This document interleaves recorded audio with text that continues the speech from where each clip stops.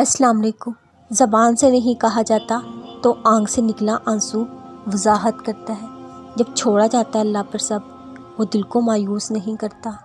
ہر چیز سے واقف رہ کر وہ پکار ہماری سنتا ہے، بے چینی سے نکال کر وجود میں چین پیدا کرتا ہے۔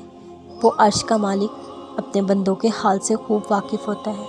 کرو دعا تو دل مطمئن کرتا ہے۔ جس کا یقین اللہ ہو اور صرف اللہ ہو، وہ نہ ہارتے ہیں نہ مایوس ہوتے ہیں۔ کبھی کبھار دعا کرنے کو بھی دل نہیں کرتا، اپنے لیے کچھ کرنے کو دل نہیں کرتا۔ انسان کس کشمکش میں پھنس جاتا ہے، کتنے وسوسوں میں کھو جاتا ہے، یہ وہ خود بھی نہیں جانتا۔ لیکن جب کچھ کرنے کا دل نہ کرے، تب انسان کچھ کر لے تو وہ مضبوط ہو جاتا ہے۔ کیا کر لے؟ دعا، بے بسی میں دعا، اداسی میں دعا، کچھ نہ سمجھ آنے پر دعا، خود کی سمجھ نہ آنے پر دعا۔ جب کچھ کہنے کو نہ ہو، خالی ہاتھ ہی اٹھا لیا کرتے ہیں، اور اب خاموشیاں بھی سنتا ہے۔ اور پتہ ہے، جتنا ہم اللہ کے قریب ہوتے ہیں، ہمیں اللہ بھی اتنا بڑا لگتا ہے۔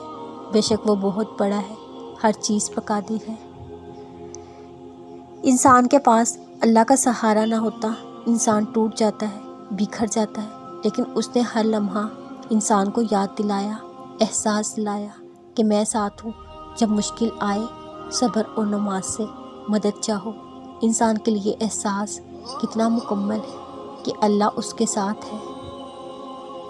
زندگی میں ہر پریشانی کا صرف ایک ہی حل ہے، اللہ سے بات کریں، اللہ سے مانگیں، اللہ پر چھوڑ دیں، اللہ پر بھروسہ رکھیں، اللہ سے کہیں اور کہتے رہیں۔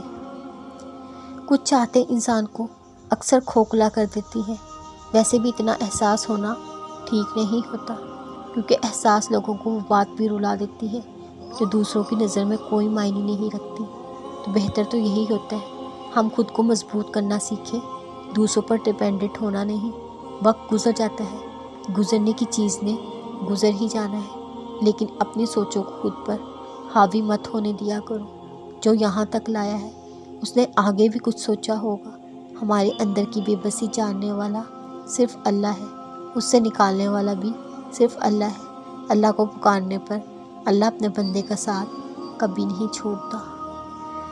صبر انسان میں سکون بھر دیتا ہے، اللہ پر یقین انسان کو مضبوط کر دیتا ہے۔